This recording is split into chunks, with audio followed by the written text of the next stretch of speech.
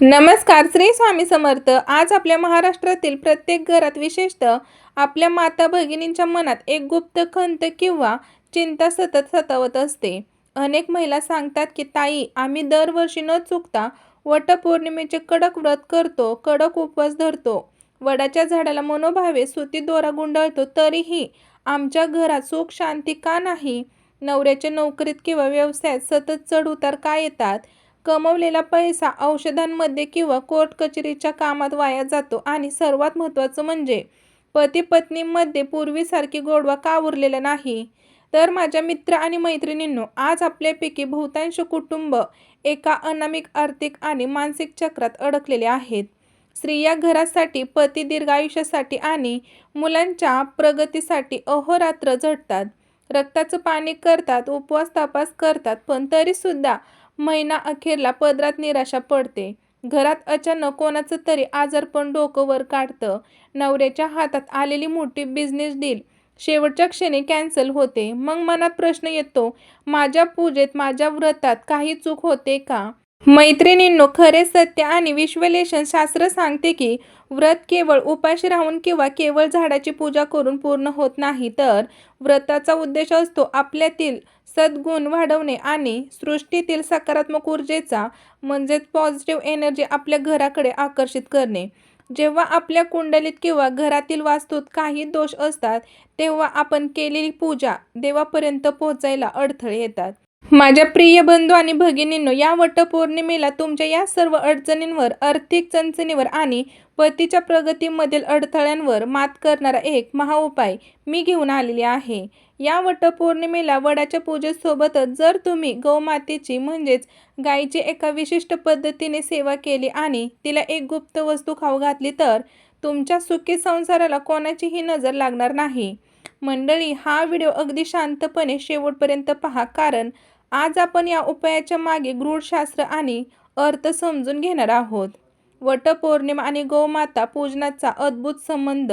मैत्रिणींनो, आता अनेकांच्या मनात प्रश्न येईल की वटपौर्णिमा तर वडाच्या झाडाची पूजा करण्याचा सण आहे, मग यामध्ये गायीचा संबंध कुठे येतो?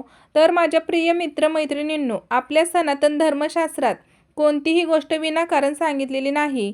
वडाच्या झाडाला आपण काय मानतो? त्रिदेव स्वरूप. वडाच्या मुळात ब्रह्मा, खोडात विष्णू आणि फांद्यांमध्ये भगवान शिव राहतात. तसेच सावित्रीने सत्यवानाचे प्राण यमराजाकडून परत आणले ते या वडाच्या झाडाखाली, म्हणजेच वटवृक्ष हा सौभाग्य आणि दीर्घायुष्य देणारा आहे. पण सख्यांनो, हे सौभाग्य टिकून ठेवण्यासाठी आणि त्या सौभाग्याला आर्थिक समृद्धीची जोड देण्यासाठी गोमाता, म्हणजेच गायीची सेवा आवश्यकता आहे. गौमातेचे आध्यात्मिक आणि वैज्ञानिक महत्त्व. 33 कोटी देवतांचे अधिष्ठान. पुराणात सांगितलेले आहे की गायीच्या शरीरात 33 कोटी देवी देवतांचा वास असतो. गायीची सेवा केल्याने सर्व देवता एकाच वेळी प्रसन्न होतात. त्यानंतर बघा मंडळी, सूर्यकेतू नाडीचे विज्ञान. गायीच्या पाठीवरती एक वशिंड असते, म्हणजेच विज्ञानही सिद्ध केले आहे की या वशिंडातून सूर्यकेतू नाडी जाते. जेव्हा सूर्यप्रकाश या नाडीवर पडतो, तेव्हा गायीच्या शरीरातून अत्यंत पवित्र आणि सकारात्मक लहरी वातावरणात पसरतात. लक्ष्मीचा वास. शास्त्रानुसार गायीच्या शेणात माता लक्ष्मी असते आणि गोमूत्रात गंगा मैयाचा वास असतो. या महासंयोग वटपौर्णिमेच्या पवित्र तिथीला, जेव्हा सूर्य आणि चंद्राची स्थिती विशेष नक्षत्रात असते, तेव्हा वटवृक्षाची ऊर्जा आणि गौमातेचा आशीर्वाद एकत्र आल्यास घरात कधीही पैशाची कमतरता भासत नाही आणि पतीचे भाग्य सोन्यासारखे चमकू लागते. आता आपण वळूया त्या मुख्य महाउपायाकडे, ज्याच्यासाठी तुम्ही हा व्हिडिओ पाहत आहात. वटपौर्णिमेच्या दिवशी गायीला खाऊ घालण्याची ती एक अत्यंत चमत्कारी आणि गुप्त वस्तू म्हणजे गुळाचा पेढा, गायीचे शुद्ध तूप आणि चिमूटभर हळद असलेला गव्हाच्या पिठाचा गोळा. हो मैत्रिणींनो, आता हा केवळ एक अन्नाचा गोळा नाही, तर हे एक तांत्रिक आणि ज्योतिष्य महाऔषध आहे. हा गोळा कसा तयार करायचा आणि कधी करायचा याची अचूक पद्धत नीट समजून घ्या. तर माझ्या मित्रमैत्रिणींनो, आता उपाय करण्याची अचूक पद्धत. पहिला आहे, वटपौर्णिमेच्या दिवशी सकाळी लवकर उठून स्नान करा आणि तुमच्या नेहमीचे देवपूजेची विधी पूर्ण करा. त्यानंतर स्वयंपाकघरात जाऊन स्वच्छ हाताने गव्हाचे पीठ घ्या. हे पीठ मळताना त्यात पाणी वापरण्याऐवजी थोडेसे गाईचे शुद्ध दूध किंवा तूप वापरा आणि त्यात चिमूटभर हळद टाका. पीठ मळून झाल्यावरती त्याचा एक मोठा हुंडा तयार करा, म्हणजे लोळी तयार करा. त्या हुंड्याला मधोमध दाबून त्यामध्ये बघा मऊ गूळ भरा. मऊ गूळ म्हणजे त्याला खिसणीने किंवा मिक्सरमध्ये बारीक करा. पूर्ण खडा असतो तर तो पूर्ण खडा नाही ठेवायचा, त्याला मऊ करून घ्यायचा आहे आणि ती मऊ गूळ तुम्हाला त्या हुंड्यामध्ये भरायचा आहे. शक्य असल्यास त्यात 5 भिजवलेले चणे किंवा हरभऱ्याची डाळ ठेवा.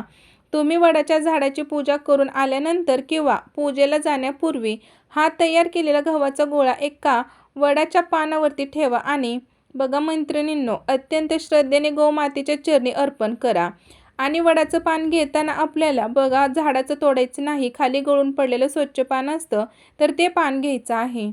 त्यानंतर बघा गाय तो गोळा खात असताना तिच्या पाठीवरून मायेने हात फिरवा.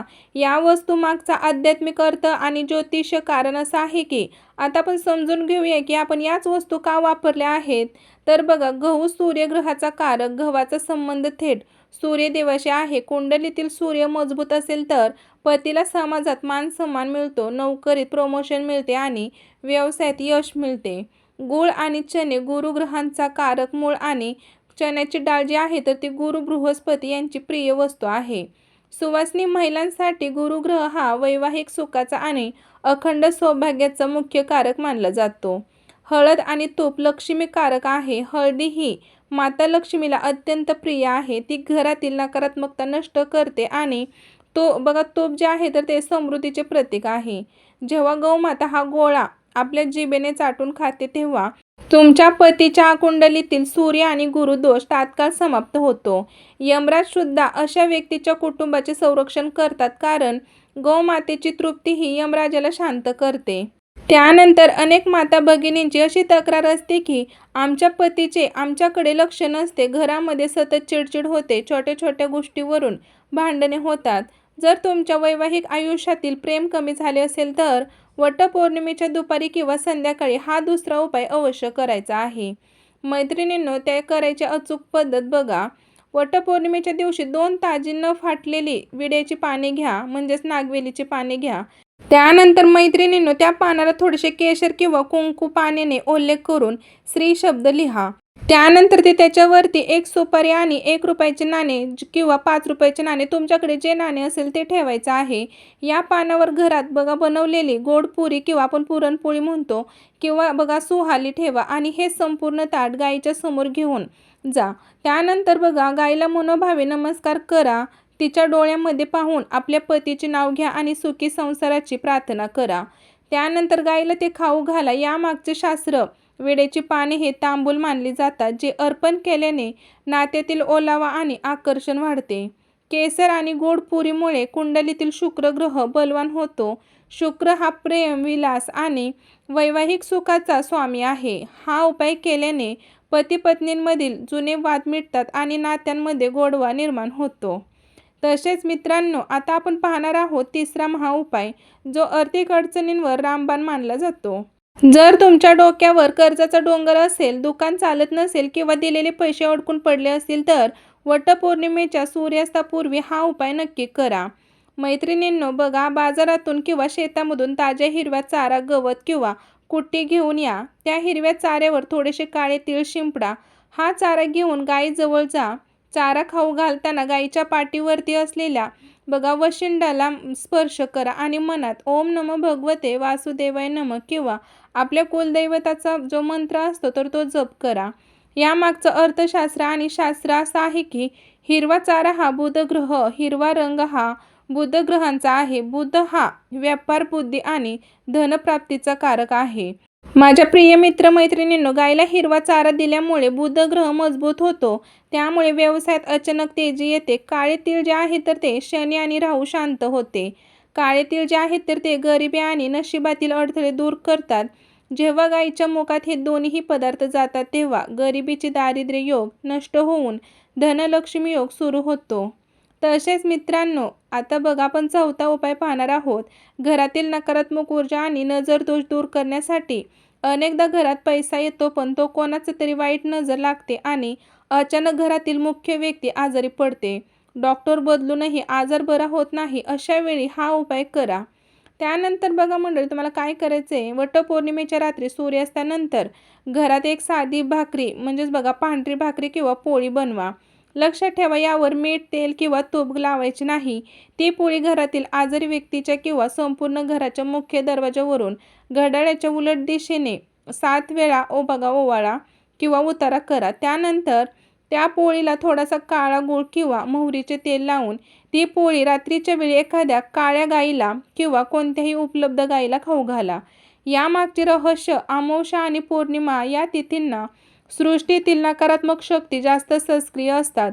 पोळी ओवाळून बघा गाईला दिल्याने ती पोळी घरातील सर्व नकारात्मक ऊर्जा स्वतःमध्ये शोषून घेते. गौमाता ही संकटे पचवून टाकण्यास समर्थ आहे. त्यामुळे तुमच्या घरातील आजारपण आणि दोष तात्काळ दूर होतात. तसेच माझ्या माता भगिनींनो, वटपौर्णिमा 2026चा हा सण तुमच्या आयुष्यात एक नवा प्रकाश घेऊन येणार आहे. या दिवशी केवळ उपवास करून शरीराला कष्ट देऊ नका, तर त्यासोबतच गोमातेची ही निस्सीम सेवा करा. मित्रांनो, आपल्या शास्त्रामध्ये असं म्हटलं आहे की गौमाता ही विश्वसेमास्तर म्हणजेच गाय ही संपूर्ण विश्वाची माता आहे. एका मातेने दुसऱ्या जगन्मातेकडे मागितलेले मागणे कधीही वाया जात नाही. हे उपाय करताना मनात पूर्ण श्रद्धा, विश्वास आणि पतीबद्दल नितांत प्रेम असू द्या.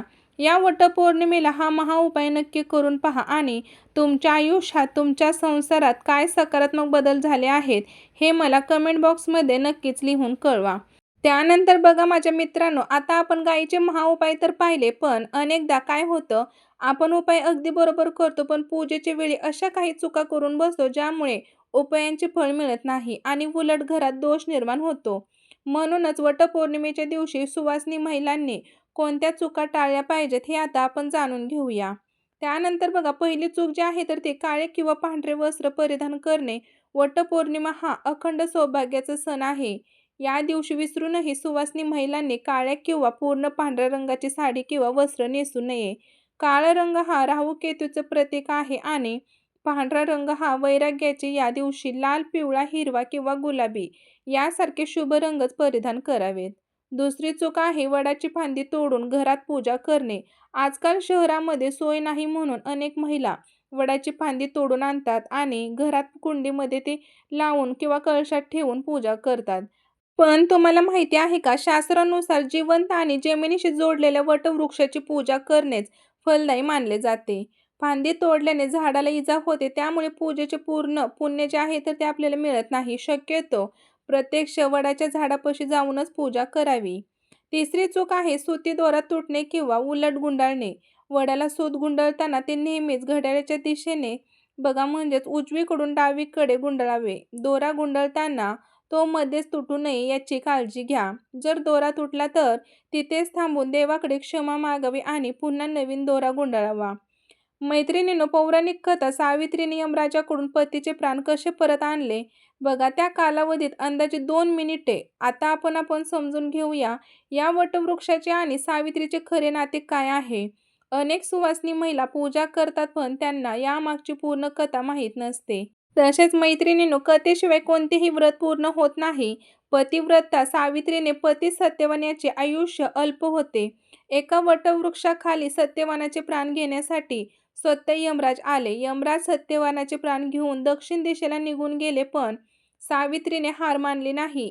ती आपल्या पतीच्या प्राणामागेच यमराजाच्या पाठीपाठ चालू लागली. यमराजांनी तिला अनेकदा मागे फिरण्यास सांगितले, पण सावित्रीने आपल्या बुद्धीच्या आणि पतिव्रतेच्या बळावर यमराजाचा अनेक कठीण प्रश्न विचारले आणि त्याचे मन जिंकले. यमराज तिच्यावरती प्रसन्न झाले आणि त्यांनी तिला 3 वर मागण्यास सांगितले. सावित्रीने पहिल्या वरात आपल्या सासू-सासऱ्यांचे गेलेले राज्य आणि डोळ्यांची दृष्टी परत मागितली. दुसऱ्या वरात वडिलांना पुत्रप्राप्ती मागितली आणि तिसऱ्या वरात तिने हुशारीने मला 100 पुत्राची माता होण्यास आशीर्वाद द्या असा वर मागितला. यमराजांनी तथास्तु म्हटले, पण नंतर त्यांच्या लक्षात आले की सत्यवानाशिवाय सावित्री माता कशी बनू शकेल. स्वतःच्या वराच्या पाशात अडकल्यामुळे यमराजांना सत्यवानाचे प्राण परत करावे लागले आणि हा संपूर्ण चमत्कार याच वडाच्या झाडाखाली घडला. म्हणूनच या दिवशी वडाची पूजा केल्याने यमराज सुवासिनी महिलांच्या पतीचे रक्षण करतात असे मान्यता आहे. पूजा पूर्ण झाल्यानंतर आपल्याकडे एक जुनी परंपरा आहे, ती म्हणजे वडाचे कोवळे अंकुर, कोंब किंवा वडाचे पानं गिळणे. यामागे केवळ धार्मिक कारण नाही, तर एक अत्यंत मोठे वैज्ञानिक आणि आयुर्वेदिक रहस्य दडलेले आहे. वटवृक्ष हा 25 तास ऑक्सिजन देणारा आहे आणि अत्यंत औषधी वनस्पती देखील आहे. वडाच्या कोवळ्या पानांमध्ये आणि अंकुरांमध्ये फायटोस्ट्रोजेन नावाचे घटक असतात, जे महिलांच्या स्त्रेशकांचे संतुलन राखण्यासाठी अत्यंत फायदेशीर असतात. वटपौर्णिमेचा उपवास सोडताना जेव्हा सुवासिनी हे अंकुर पाण्यासाठी गिळतात, तेव्हा त्यांच्या आरोग्याला, गर्भाशयाला आणि सुप्रजेसाठी, संतती प्राप्तीसाठी प्रचंड ऊर्जा मिळते. म्हणजेच आपले सण हे आरोग्याशी किती सुंदर रीतीने जोडले आहेत हे यावरून दिसून येते. तर माझ्या प्रिय मित्र-मैत्रिणींनो, ही होती सुंदर माहिती. जर तुम्हाला आवडली असेल तर मनापासून एक लाईक करा. आपल्या चॅनलला अजून तुम्ही सबस्क्राईब केले नसेल तर सबस्क्राईब करून घ्या आणि असेच माहितीपूर्ण व्हिडिओ पाहण्यासाठी बेल आयकॉनलाही प्रेस करा. आणि हो, आपल्या चॅनलवरती वटपौर्णिमेचे महत्त्वाचे व्हिडिओ मी अपलोड केलेले आहेत. वटपौर्णिमा आजच आहे, त्यामुळे तुम्ही आत्ताच व्हिडिओ पहा आणि सर्व उपाय करून पहा. तुमच्या संसारामध्ये खूप बदल जाणवेल. कारण एक काळ असा होता की मला या गोष्टी माहीत नव्हत्या, पण जेव्हापासून मी माझ्या आयुष्यात त्याला वापर केला आहे, माझं आयुष्य खूप सुंदर चाललेलं आहे. त्यासाठी तुम्ही पण याचा आनंद घ्या आणि आपले आयुष्य बदलून टाका. भेटू पुन्हा नवीन असाच एका व्हिडिओमध्ये. तोपर्यंत सर्वांना श्री स्वामी समर्थ. जय जय स्वामी समर्थ.